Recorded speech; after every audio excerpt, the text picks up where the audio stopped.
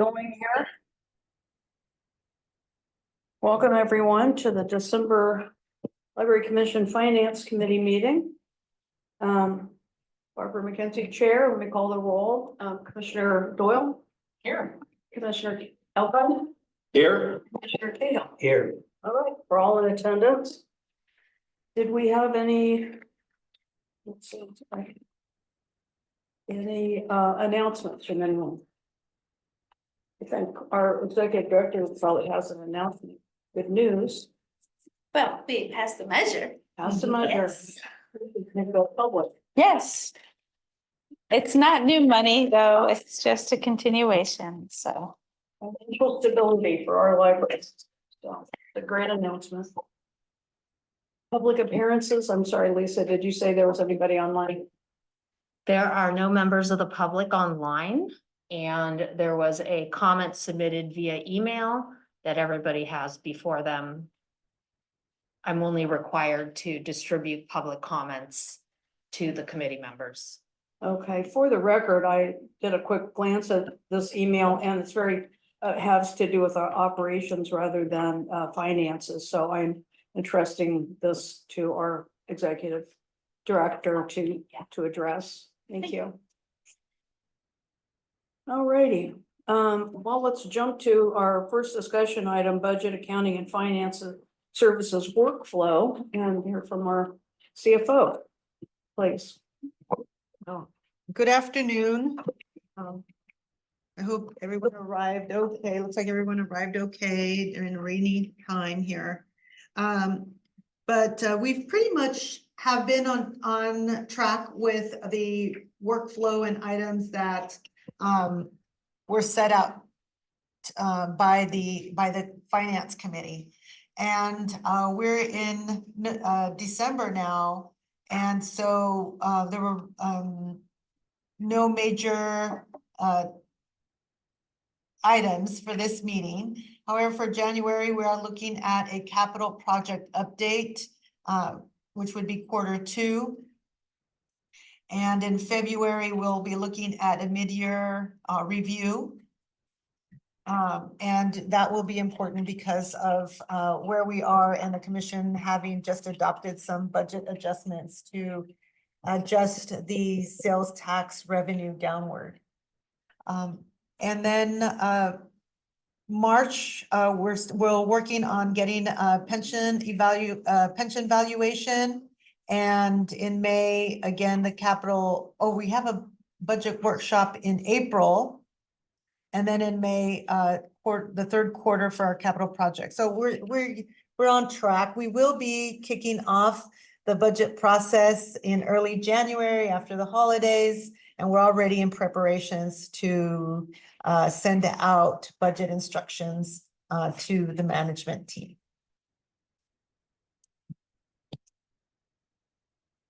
Great. So recap. Okay, thanks very much. I had just a couple of comments and I'll ask the other commissioners. When we're talking about the in January at the capital project update to request for additional appropriations, is that both the additional, the 1/3, 1/3, 1/3 of our policy, as well as the expected increase in the cost of the projects? So the intention is to release 1/3, 1/3, 1/3. However, if there is a need to request additional funding or no funding, depending on the progress of the project, it's subject to those situations. But yes, ideally, if everything flowed the way we would plan to and like to, then it would be releasing 1/3 and 1/3 of the capital budget. So I know later on when we're talking about our fund balance and additional items that are in the queue, we'll have some additional costs in there. So it depends on where we are with the projects. That's correct. We have an item later on in the agenda where we can discuss further what the status of those projects are. Right, thank you. And then related to that same topic about longer term planning, the 5-year forecast says tentative. Is that something that we asked you for in the past, I think? We have had a forecast in the past. It does take quite a bit of resources to do. We brought in a consultant to help with that task. At this time, given new information, given that sales tax is lower than expected, I don't have a full recommendation at this time for that item. But I will be planning out the rest of the 6 months, and we'll give you So you expect to use a consultant for this time? I would have to use a consultant, yes. Right, thank you. Thanks for the update. Any other commissioners have a comment about this topic? David? How much do you expect the consultant to cost? Roughly.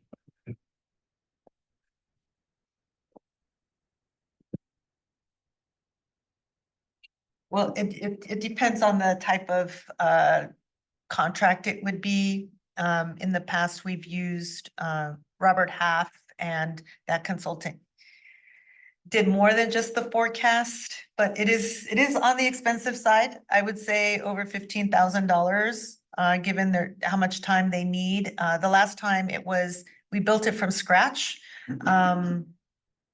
So I don't have a figure at this time. Okay, thanks. Great, thank you.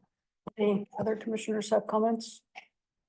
All right, great, thank you. For our next item. Which is the November 2024 monthly report. And back to our CFO. I'm not good, please.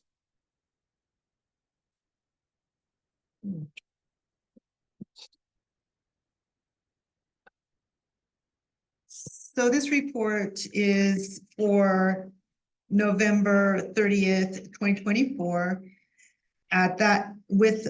Through November, we have about 42% of the fiscal year that has transpired, which is the 5th month of the fiscal year.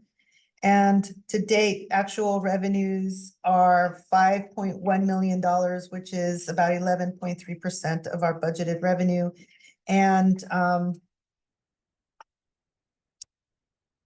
this does not, as you may know, this does not reflect the budget adjustments that were approved in December, just so you know. That is still forthcoming, and you'll see those with the December report.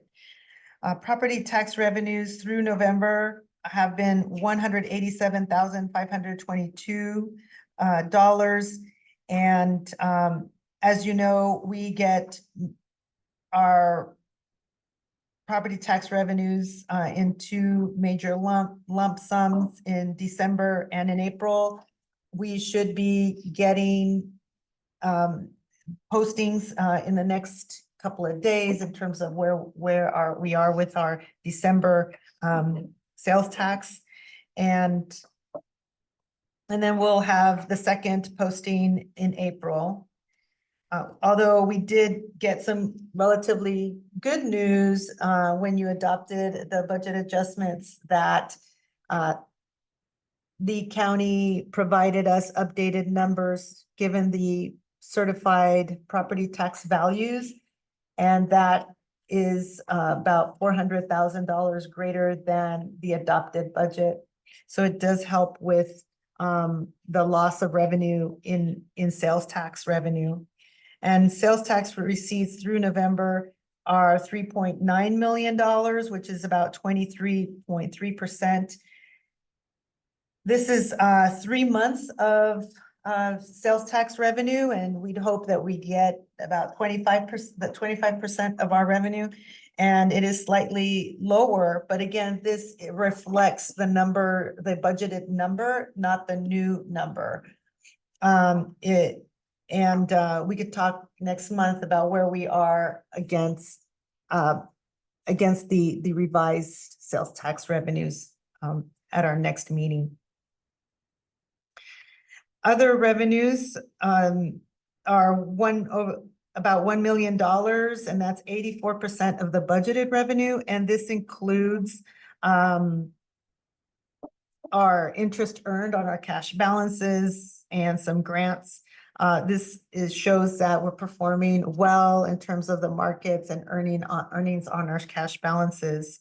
On the expenditure side, expenditures total $8.6 million, which is 36.5% of the budget. And salaries and benefits, actual expenditures through November are to $12,294,578, which is about 40.7% of the total budgeted expenditures. And here, what is reflected is the lump sum that we pay against our unfunded accrued liability in early July, which will even out during the year. But I do believe that we will be within our salaries and benefits budget at the end of this fiscal year. Rents are slightly higher than the 42%, because we do pay our rent 1 month in advance in order that our landlords receive our rent on time. And again, you have seen this statement as well already, that our contracts are slightly higher also, or right on point, because subscriptions are paid at the beginning of the year, but they will normalize as the year progresses. Capital projects, you'll see that there is an increasing expenditure rate because of the progress of our major modernization projects at Petaluma and Healdsburg. So that's great news. Our cash balances are under property tax, 9.9 million, and sales tax is 18.5 million. And out of that, we have restricted cash balances for our bequests, and that is 5.2 million. To bring your attention to the statement of special fund activity, because this will, I will address this statement also in our next agenda item, is that this statement records our fund balances, what is committed and that what is not committed, or what we're calling unassigned. And at this stage, where there may be some very minor adjustments, given that the audit was accepted by the commission and presented to the commission on December 4th. So we're making still any of those adjustments in our financials. But I could say that these numbers are pretty close, and property tax is 12.2 million and sales tax is $8.6 million. And that concludes my report. Great. Thank you very much. You addressed the question I had, which was the lower sales tax, less than 25%. And so we'll see that adjusted, reflected, next month. Any other questions on sticking with the narrative report at this point, Andy? Marin, it might be a little too early, but I know it's the 16th of the month. Do you have any indication of what the property tax payment in December is going to be, or do you already know what that is?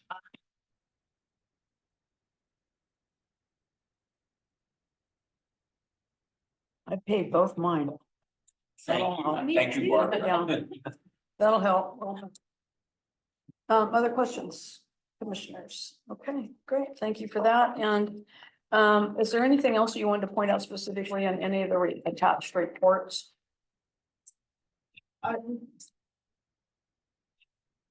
Like I said, I will be referring back to the statement of special fund activity, pages 3 and 4 in the next item. Great. Any questions on any of the attached reports? No? All right, great. Thank you.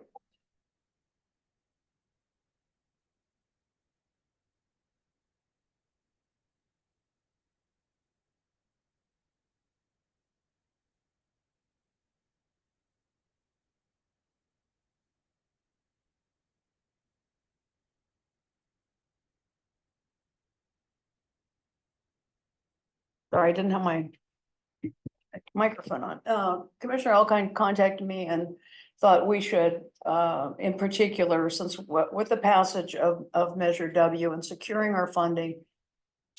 I'm not sure what this is, so we can. Oh. That's the quarter 1 report, which is referenced in. The docket. Okay. Well, anyway, just in terms of preamble, now that our funding is secure, some of the things we've talked about off and on over the last number of years, kind of put to the side because our funding wasn't secure. Commissioner Elkine properly raised the question of, starting to talk about it and doing some more planning. For the record and for any public that might be watching, we have 2 long-term liabilities, and those are our OPEB or other post-employment benefits, which is to pay for retiree health coverage. And the other one is the CalPERS or the employee pension plan. Those are 2 or considered long-term liabilities. We also have talked about getting a headquarters building and how we try to accomplish that. We've talked about additional planning for facilities or the upgrading facilities that haven't been yet done. And so anyway, I just wanted to kind of open up the discussion and talk about where to go with this. Back to OPEB just briefly. I think we talked about this at the last meeting. The OPEB policy, there was a small group of kind of experts that met and helped us create a policy.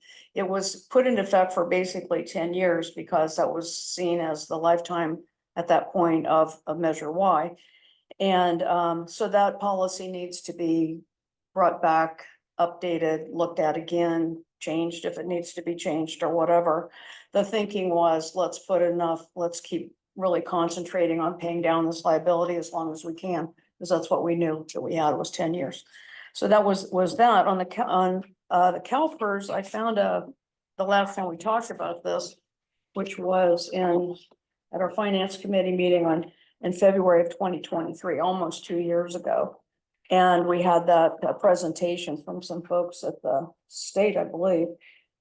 And maybe there was the CalPERS actuary, but anyway, they talked about 2 different strategies. One is additional discretionary payments or ADPs, and the other one was developing a 115 trust to be a holding body for additional payments and additional planning in the way we have OPEB. So those are a couple of things, and we thought, well, those are great ideas. We can't really do anything until we secure our funding. So we're there. In terms of planning for HQ, I don't really have anything to offer that. I hope somebody has some ideas about that. But let me refer, just since, Andy's the one who kind of pushed me to look at this in a more broad way. Let me refer to you, Andy, and see if your additional thoughts. Okay, thanks, Barbara. Thanks for bringing this topic up. I don't know that we're gonna,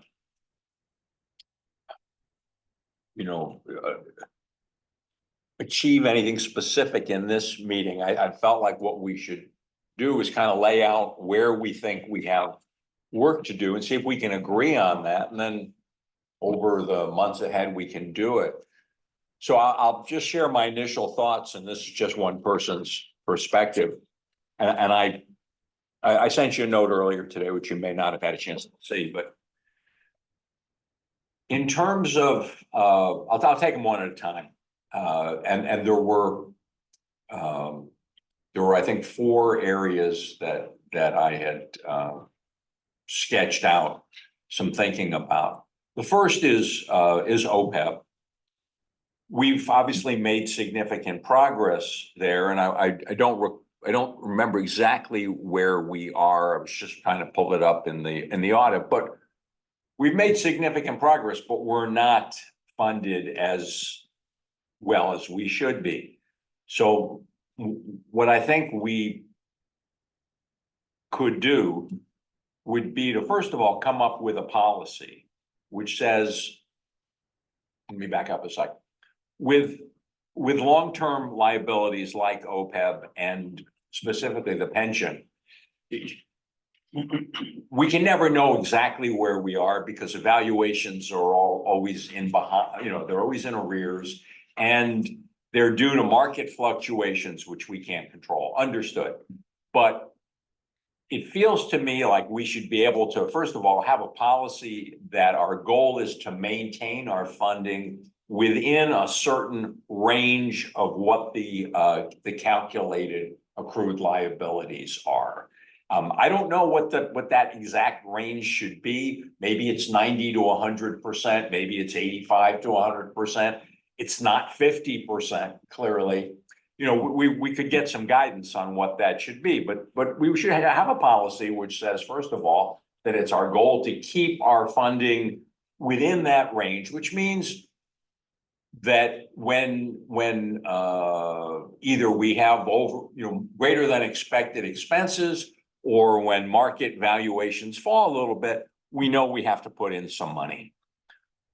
Secondly, with regard to OPEB specifically, we know that we're not anywhere near where we need to be yet. So probably we're going to need to look to extend the additional $750,000 payments for some period. And so those two things together, having a goal that says we're going to try to be within this range, and we've made a commitment to the next number of years to do that, I would feel much better if we were able to accomplish that. Do you want me to pause? Okay. With the pension fund, similarly,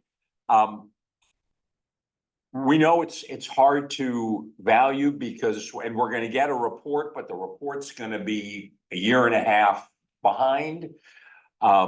We know that it varies a lot with the market. We saw a 10% increase, and we've seen a 10% decrease. Over the last 2 years, markets have been strong, so I think we're in better shape. But I think we should, again, have a range that's our target. And in order to ensure that, I would like us to take another look at either additional discretionary payments or the Section 115 trust. It's been a while since we've considered that.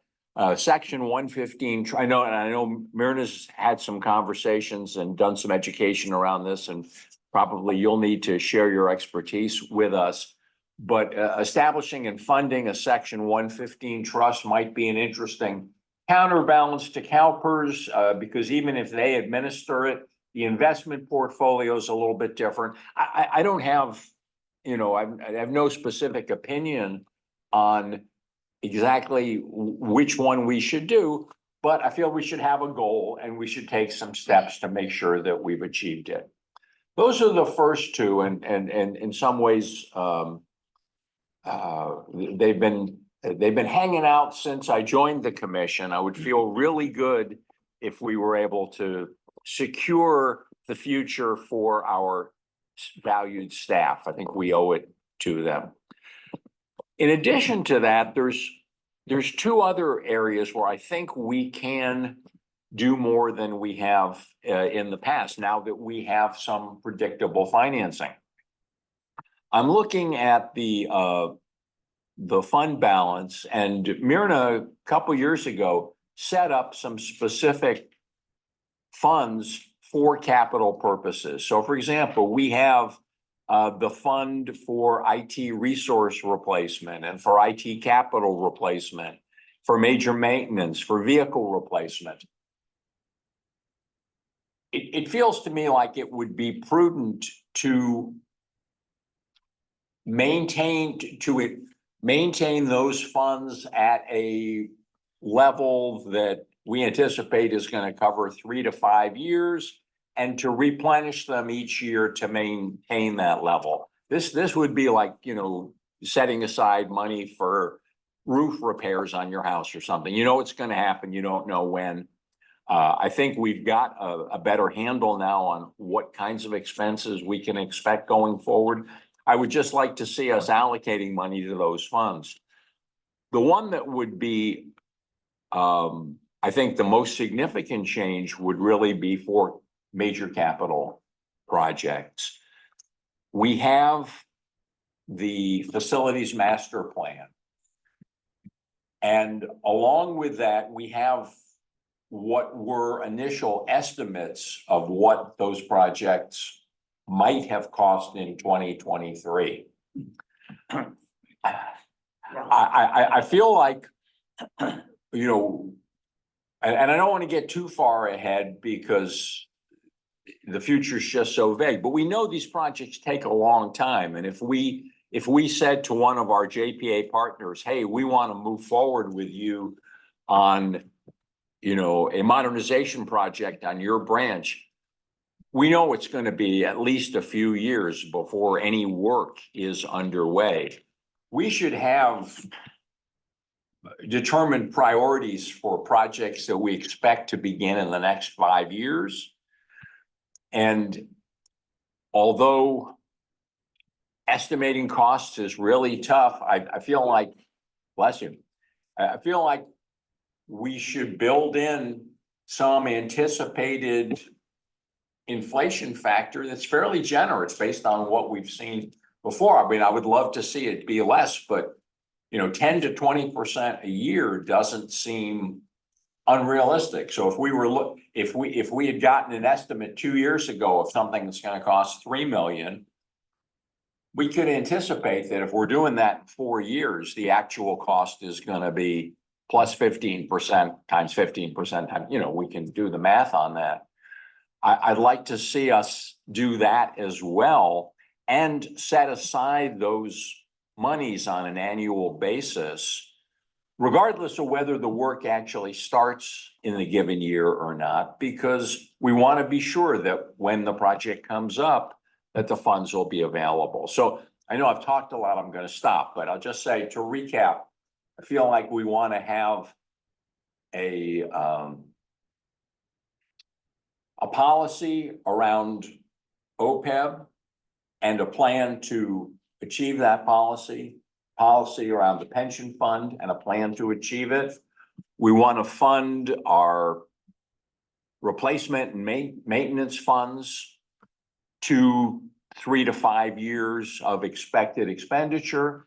And we want to create and fund a capital improvement fund based on priority projects in the facilities master plan. That's it. Yeah, I agree completely with Andy and all of these 3 points. I would like to make a couple of comments about the major capital projects. I'm already expressed my really serious unease about any figures in this area. As I've said before, all budgets are estimates, all deadlines are fake. And you've seen time and time again, delays, increases, and blah, blah, blah. So I don't want people to get the idea that any project that shows up in this capital fund is in any way guaranteed. These are just our guesses. And, you know, I left it to create an appropriate disclaimer. Any numbers you hear are not binding on anyone. We were all drunk when we put them together. No, but nonetheless, because otherwise we get into ourselves in a bad position when people think they can rely on an estimate that could be wildly off base. So I completely agree with you. We need a capital improvements fund because we stuff coming at us. There's Roseland. You know, I'm sure it'll change a couple of 3 times before we do anything significant. Remember, we certainly don't have to appropriate our possible share of the project, whatever. I think comes in 3 chunks over 3 fiscal years. So we have to bear that in mind. So anyway, I'm a little nervous about the capital projects budget stuff. More than other ones. Yeah, I am also in agreement, and have a slightly different concern about capital projects.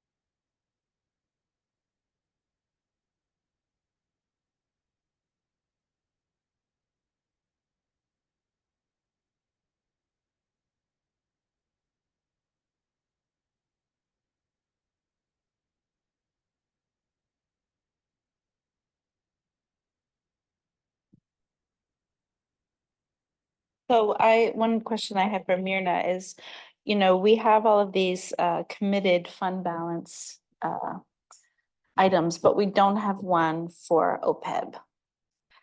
That might be something that I would recommend that we do, because we know we're gonna be making these payments over X number of years. We should set aside that money so that we have it when we want to make those payments, as opposed to, if we have, I think 10 million in our uncommitted fund balance, and we spend 5 of it, then that will impact our ability to make those payments. Currently, the OPEB payments are $750,000 annually, and they are made from our operating annual Oh, revenue. okay. Oh, so it's not from the fund balance? No, all right, well. That's the policy. The policy says out of our operating. Pays that. And Yeah. one that last one, we also had.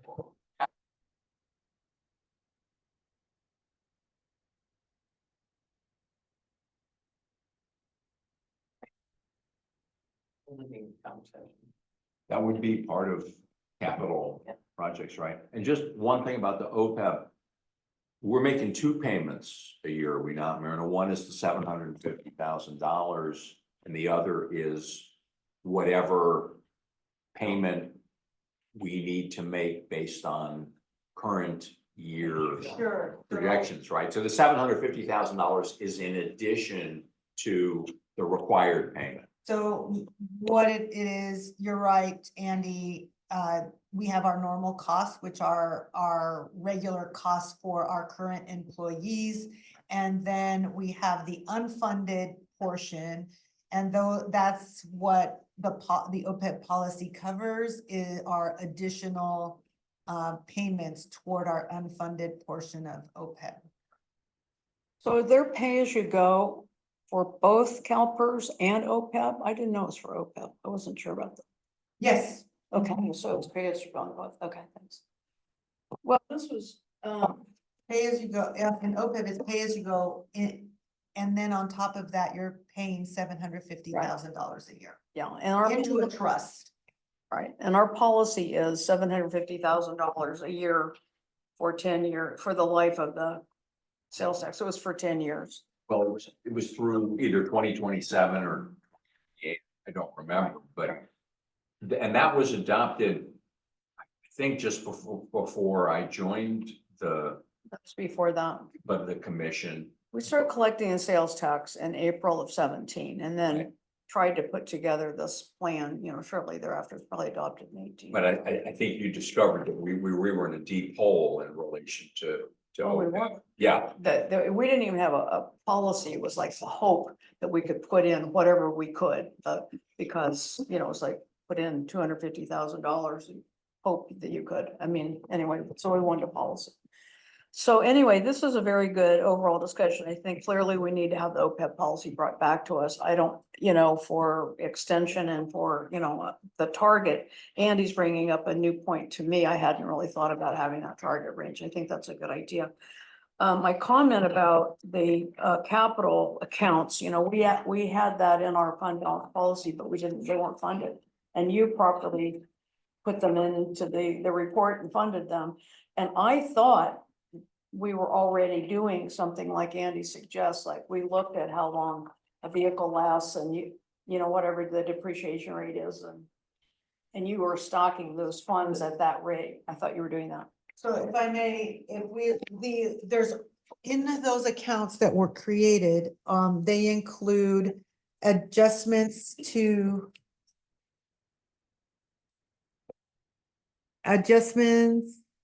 okay, IT resources committed fund balance, a capital replacement fund, vehicle replacement fund, and the capital improvement fund. Out of these, the only one that we have a schedule for is the vehicle replacement.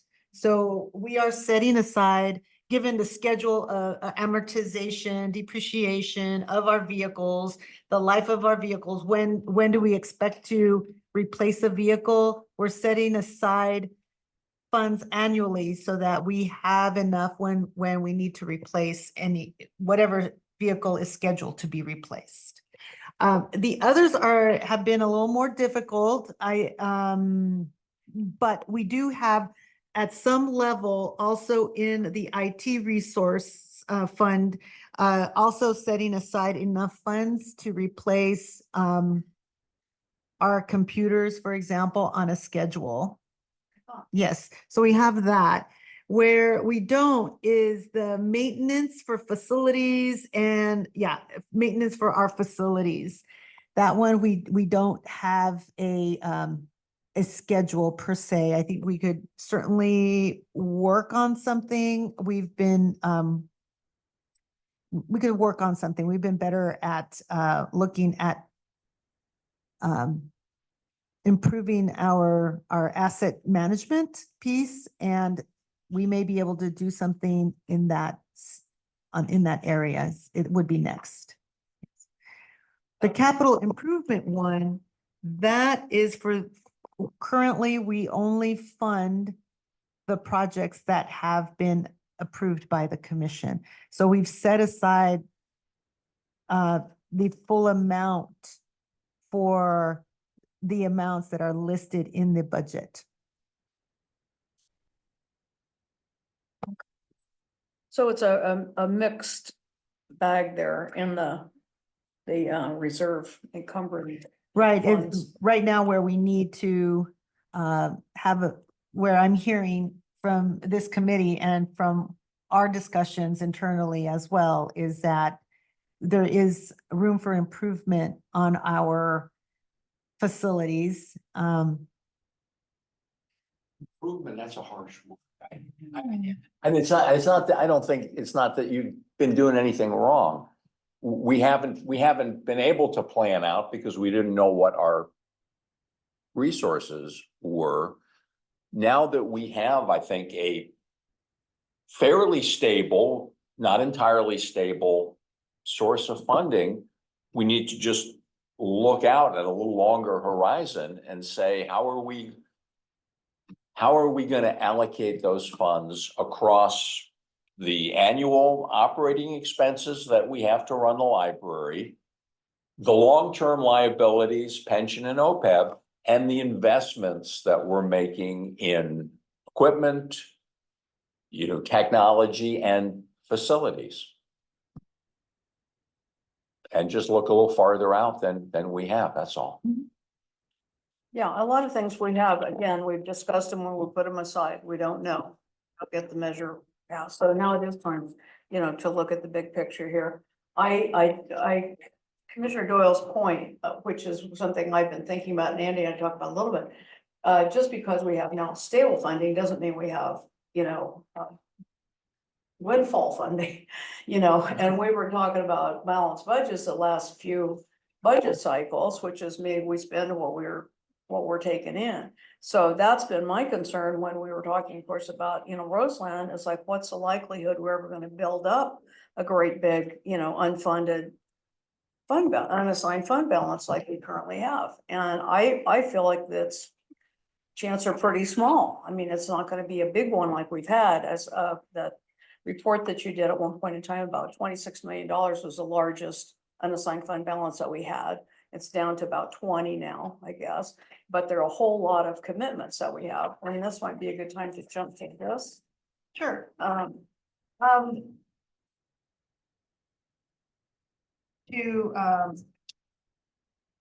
Start with our Q1 report. The Q1 report.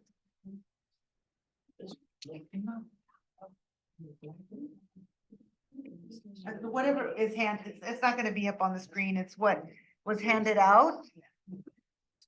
Okay.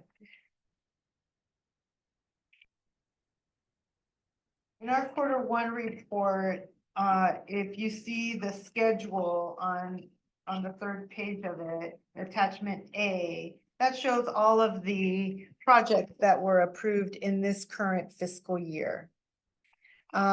These are fully funded. So our committed fund balance reflects these these projects in the amount that has been approved, for fiscal year 25. So having said that, we know that we have the funding, for the scope of each of these projects. So moving from there, they. Before you are. Yeah, don't look at the screen, because she's, we're looking at this meeting. Yeah. The handout. No, it's a handout. Oh, You didn't get one? Is there an extra? that's fine, I mean, I was gonna project it, that's okay. So are you on attachment A? Yes, First quarter attachment A. they went around. Are there any extras? I don't need, I mean, I was gonna project. And so what would be the date, this is, like, as of today, this is still current? Even though This was the quarter one, and it was approved by the commission in November. Okay. And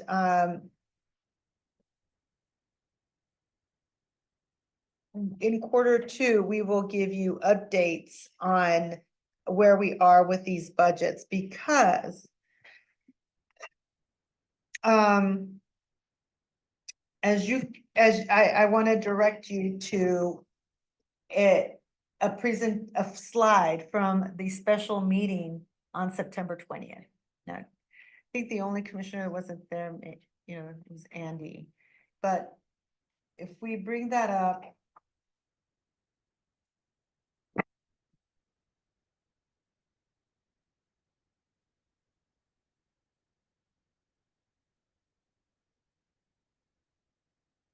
There we go. I presented this at the special committee meeting on September 20th. And at that time, I projected that the estimated fund balance was 12.1 million in property tax and 8.8 million in sales tax, for a total of 20.9 million. At that time, and we still need to provide an update on the funding gap, because there was projected funding gap for a couple of projects, Petaluma and Healdsburg. And that was a total of $4.2 million. So if the available unassigned fund balance is 20.9 million minus the funding gap of 4.2 million, you have a $16.6 million left in unassigned total.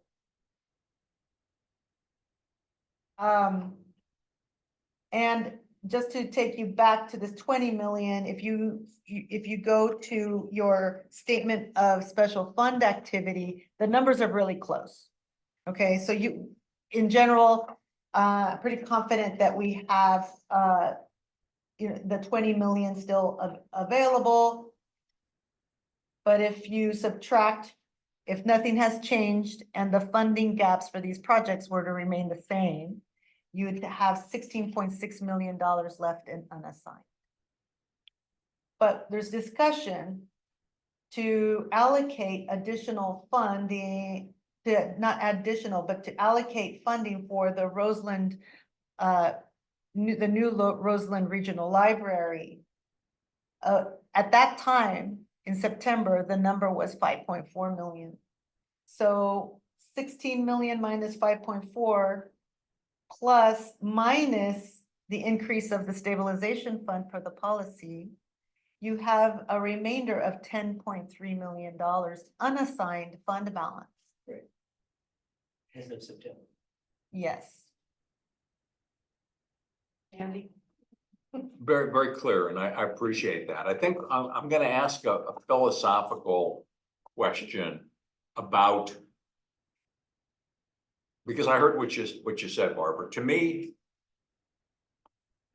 the large unassigned fund balance that we accumulated after the passage of Measure Y is and should be a one-time thing. And it was a one-time thing because the money began immediately, but to increase our staff and expand our hours and to thoughtfully allocate and expend the money took us a period of time during which we accumulated a fairly significant amount of money.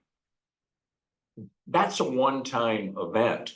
And I think what I'm saying, and I think reasonable people could disagree. I'm not saying this is the only way, and I don't have the financial sophistication to say, no, this is absolutely the way we should do it. I'm personally kind of uncomfortable seeing a large unassigned fund balance, and I think it sends the wrong message to the public, like we don't really know what to do with the money. What I think I'm saying is, now that we can do some long-range planning, we should be looking to allocate that unassigned fund balance toward our OPEB requirements, our pension requirements, our capital replacement and maintenance funds, and our capital projects. And we should continue to do, and the stabilization fund if appropriate. I mean, I'm glad that we increased it to 20%. I don't have a feeling as to whether we should increase it further, but I think that's a reasonable discussion. But we shouldn't have a large unassigned fund balance. We should be thoughtfully planning how we're going to be allocating that in the years ahead. And I think that recognizing everything takes time, that still presents a better image in terms of what we're doing than, yeah, we've got a pile of money and we don't know what to do with it. That's Right, I think that's exactly what we're saying. okay. I mean, it isn't assigned because we put off assigning some of these things because we didn't know about the tax measure, and now we do, so let's assign it, let's have a plan, and I think that's exactly the point. And that's why it's had this kind of uncomfortable terminologies, and it's calling a surplus, what's not really, and yes. And also, as our auditor pointed out, this is a fund you want to draw down, you plan it going down, so absolutely, David. Yeah, I agree with Andy. I thought the unassigned fund balance of $20-some million is gonna be a target in the Measure W campaign, and nobody mentioned it. I remember how the Oversight Committee cleared its throat 2 or 3 times over the past 2 years, saying, don't go asking for more money if you haven't spent the stuff you've had. So I agree completely. We ought to at least start on figuring out what we want to do with this. Right, so that's where we're going with this whole topic, assigning the unassigned fund balance, through some policies and some planning. That's it in a nutshell. Deborah? I hear what you're saying, and agree sort of in concept. However, here we are in Northern California, and we have fires, and we have floods, and we have earthquakes, and we have tornadoes. Go figure.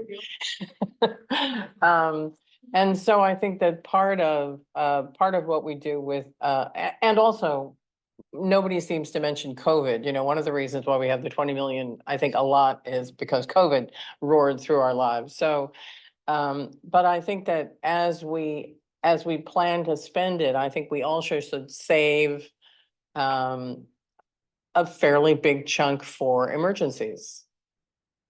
But I'm not the library director. Y'all know how you run your business, but I think that it's incredibly important to anticipate something that we know is coming down the road, whatever emergency it is. So would you, from that perspective, be saying that we should be increasing the stabilization fund? Or you would be more comfortable saying you want to have certain unassigned balances that can be allocated later? Well, another thing that before this came up, I think that another thing that's important about a library is that it changes its patrons change. And so it would be nice to have a fund that allows a library to do some, and I hesitate to use the old fashioned phrase, big, hairy, audacious goals, big, hairy, audacious project. What could make Sonoma County and all of the towns and all of the residents, all of the voters in Sonoma County, what could be a thing that the library could do that really made a significant difference, in addition to the things that you do every day that make a difference? And that's gonna take a little money, and because we have solid funding now, this is an opportunity to save a little bit every year. And then, you know, in 10 years, we say, okay, now we're gonna look around, and we've noticed that maybe maybe it's not a bibliobus, maybe it's a biblioflyer. I'm making it up, but something like that. So a creative, a service-oriented piece of the money would be an important thing. But then getting back to you, I think that it could be in the stabilization.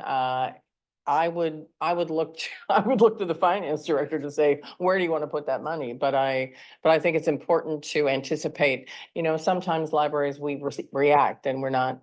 But I think that this is something that we will be foolish not to anticipate, some sort of climate change issue that happens in the next few years. I hear saying two things, and I kind of could agree with both of them. One is, and I know, Barbara, you've been a big advocate for the stabilization fund, and 15% seemed wholly inadequate. 20% feels better. Maybe we should consider raising it to 25. And what I hear you also saying, which I hear as being something different, is more of a, call it a strategic initiative or creative initiative fund, which is to say, we don't know what the library should be like 10 years from now, and we want to put some money aside for to allow for the emergence of a new direction that could require a fair investment. And I'm fine with that. I think that all of these things feel like planning, as opposed to just saying, let's keep a chunk of money here in case something comes up. If I may interject again as the chair, our rainy day fund does have that emergency language in it, half of it for kind of an emergency thing. So again, it may not be enough, but it does have that kind of address the language. It didn't mention climate change. It's, you know, good point. And another thought that I came up with is I like the big hairy idea, strategic creative thing. I mean, to create a fund for that. But back to the point about drawing it all down and assigning it all, I think that you can look around and see all the other public agencies, certainly all the jurisdictions struggling for money. And when it comes time to do something big, I mean, they're strapped to just, most of them just strapped to just paying their operating expenses.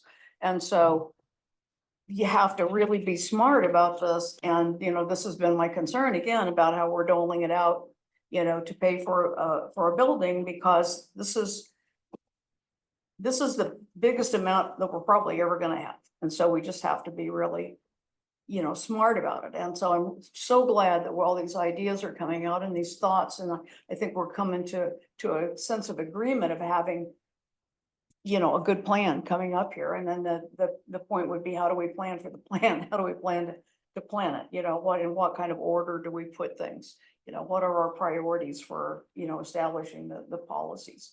I feel like Erica and Myrna both want to say something. Yeah. Okay.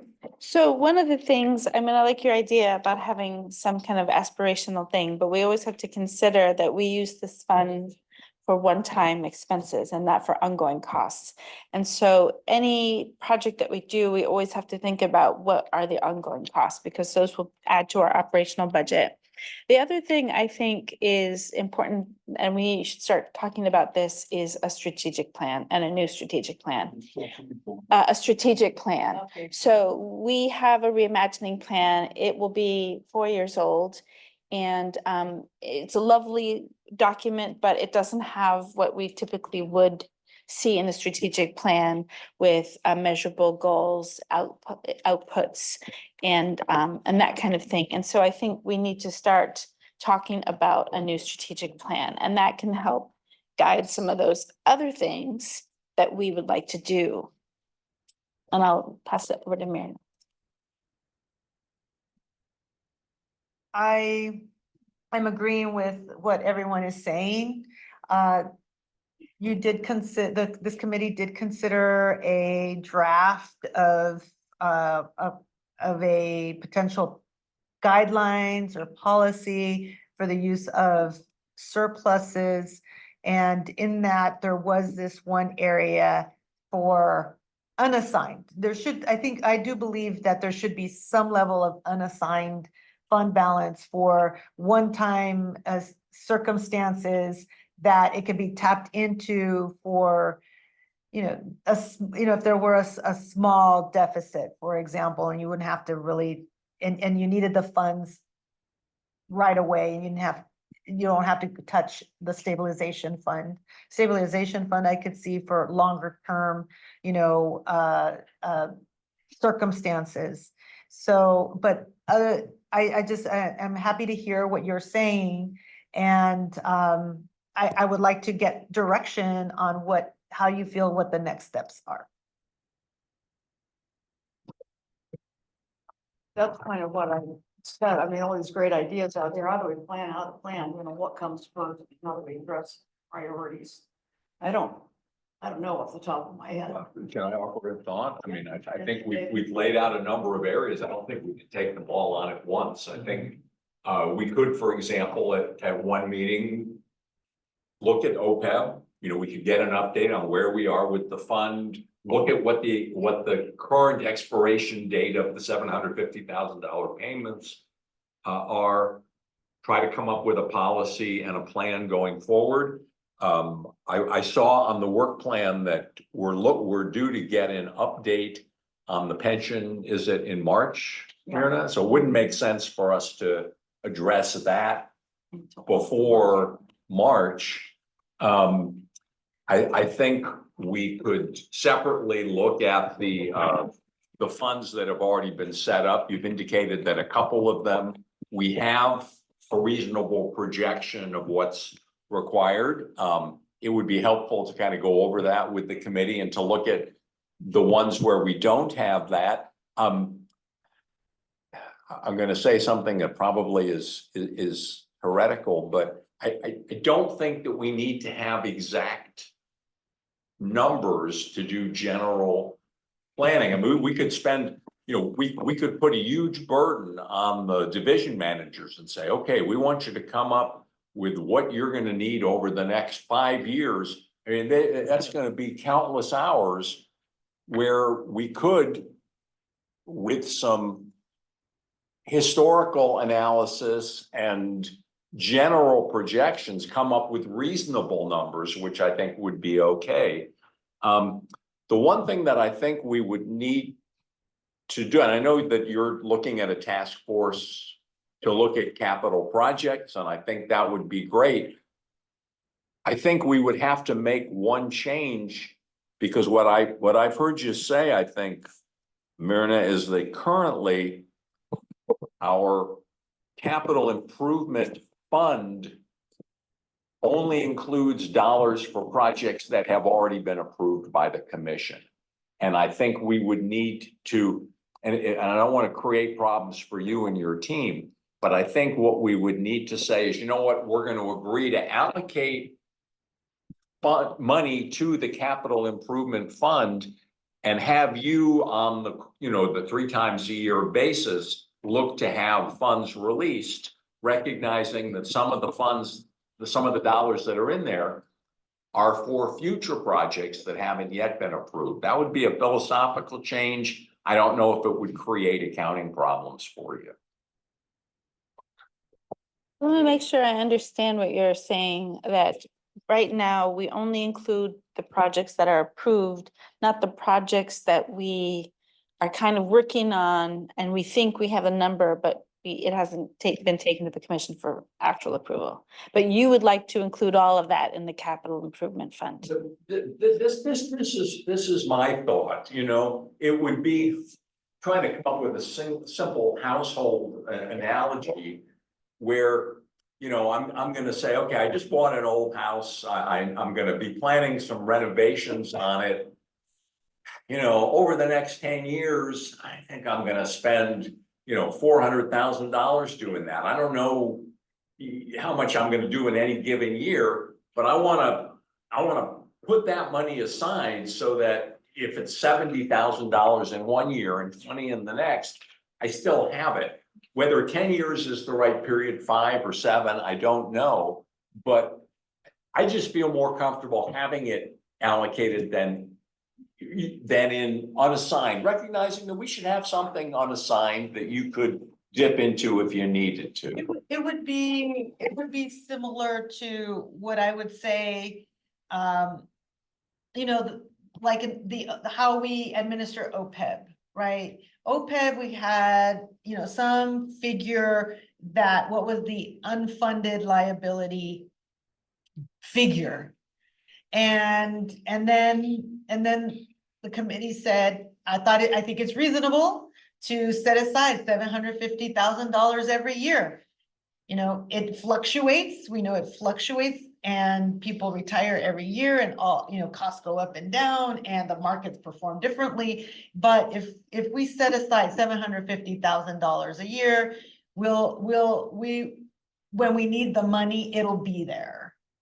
Exactly, you know, and I'm thinking a similar, that I don't want to get too far ahead on this because I know you've got things you want to do. And Barbara, I know that you and I disagree a little bit on what, you know, equal treatment is. Equitable. And I don't want to take us down there, but similarly, I could say, you know what? We have a whole facilities master plan full of aging facilities that need investment. And we should figure that every year we're going to spend whatever, you know, $2, $3, $4 million.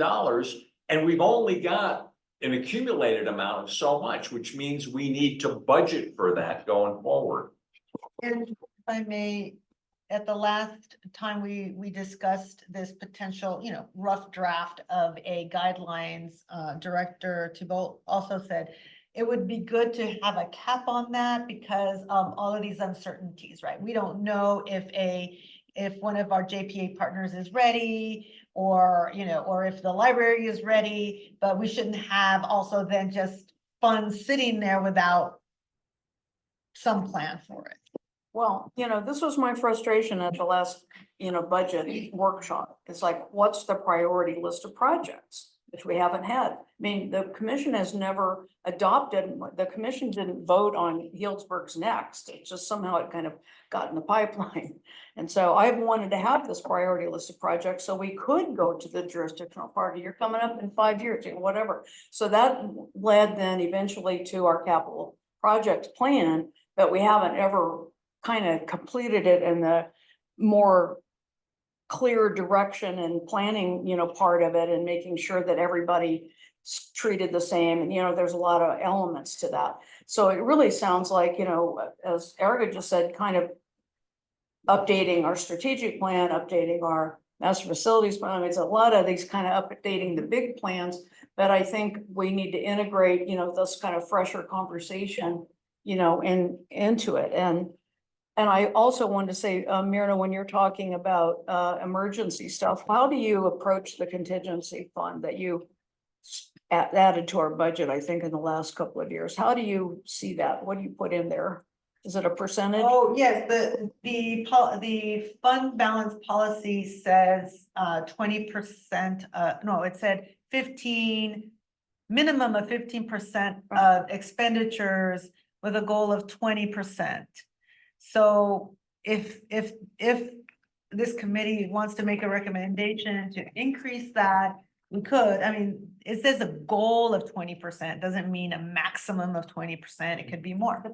But that's that's the same line as the appropriations for contingencies that shows on a budget. I didn't realize it was the same no, line. no. Okay, that's what I'm talking about. The stabilization fund is not in the budget. Okay, I It know. is in your statement. Well, I know, that's why I wonder, but we have this line called appropriations for contingency. Correct. We use That for is kind of funded emergencies. with our operating annual Right. revenues. Right, but how do you approach putting money in there? What is, do you have a percentage of the overall? No, budget? it's not a percentage, it's based on a few things. In the past, it's been based on this year, the contingency fund was greater than the prior year. The prior, I can't remember, it was like $300,000. And there were changes to reclassifications, for example, that we used those funds. And we also, this year, it was a little bit higher, given that we have labor negotiations happening. So it depends on, we may have some work that is needed, but we don't have a final figure. So that's where the contingency is in there for, and also for times when revenues drop.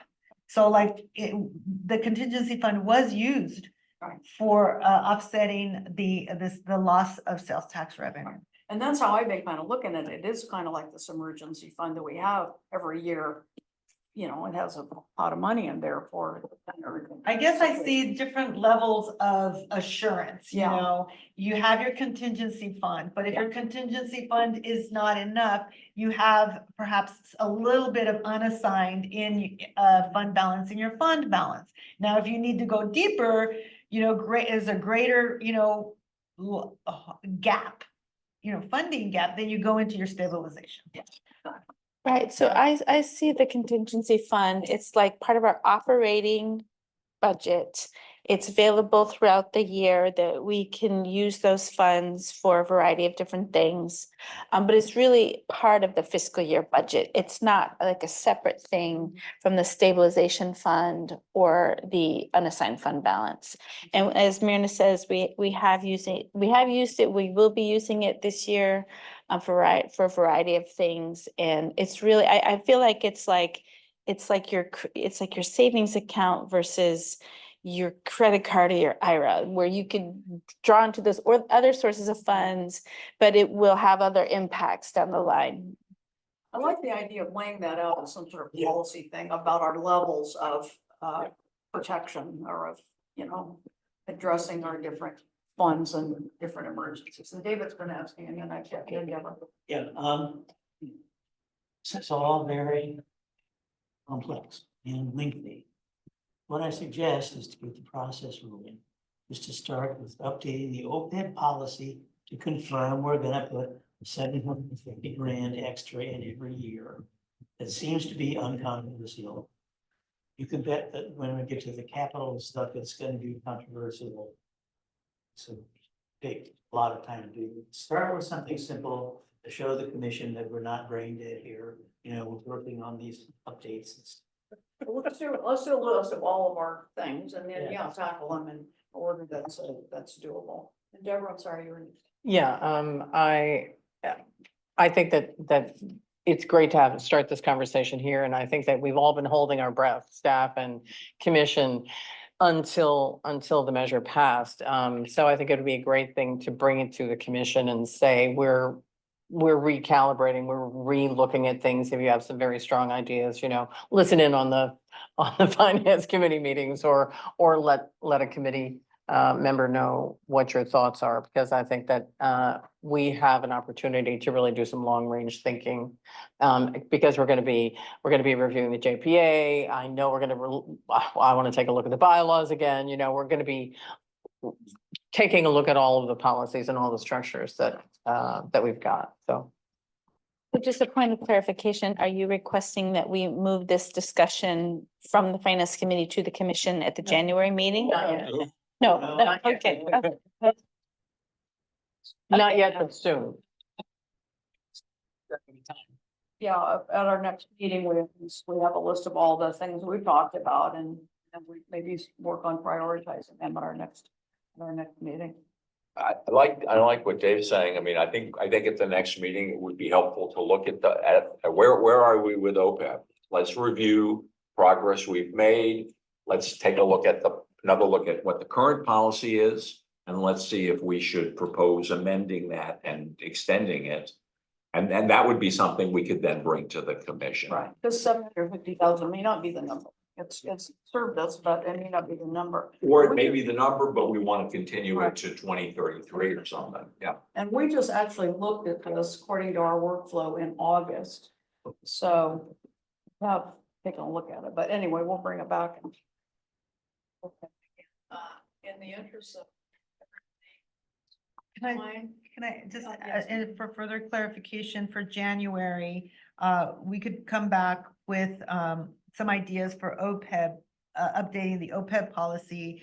But, there's also, you started, this committee has also started the conversation around the surplus. So do you want to postpone that and address the OPEB, or do you still want that other one in? Personally, I'd like to see all of the ideas that everybody has brought forward here in some sort of a, edited way. We need to look this, and this. Okay.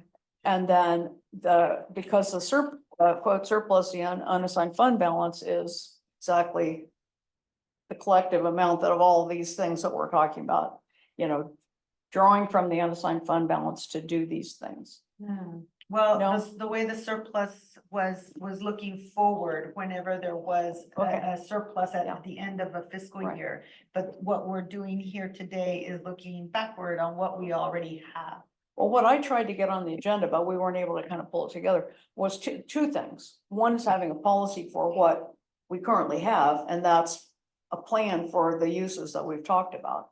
And then the other thing, really a separate policy, which touches on some of the stuff Andy said, which is a policy for future.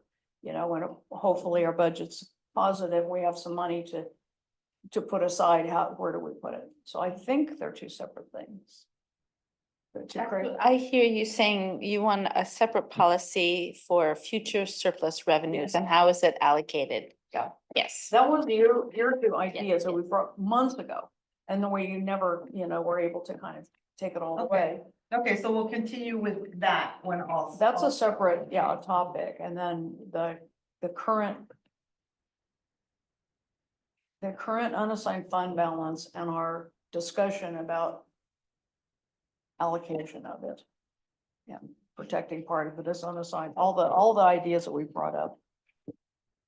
I have some notes too, so we can put our heads together if you want. Okay. And thank you for I think this was very healthy, very timely. Thank you, everybody, for your ideas. I do want to, before we go, talk briefly about changing the date and time of our meeting. At the last meeting, I left early because of the dark outside, and then it wasn't. So anyway, but there was some conversation after I left saying, well, why don't we just meet at 2:30 instead for the next few months? I'm okay with that, but I didn't want to make that, decision since I wasn't here and I hadn't talked to everybody.